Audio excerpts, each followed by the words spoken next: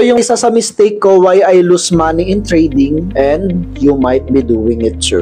Hi, Luis here, and in this video, pag-uusapan natin ano yung number 1 mistake ko when it comes to trading. Alam nyo ba, sobrang ganda ng trade plan ko. May tamang time kung kailan ako magte-trade.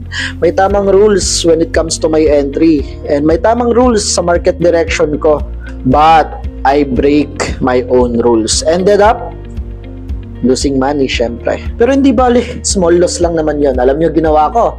Binawi ko yun. And ending up, hindi pala ako makakabawi. It's emotional trading na pala.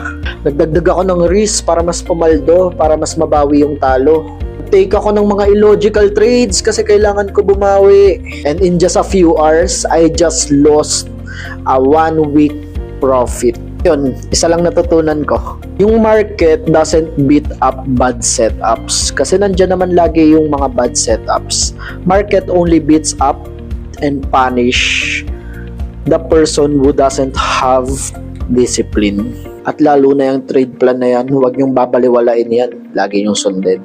Diba? Simple lang. If you ever made this mistake or nakagawa ka ng kahit anong mistake sa buong trading career mo, comment mo naman sa baba and let's learn from each other. See you and basic!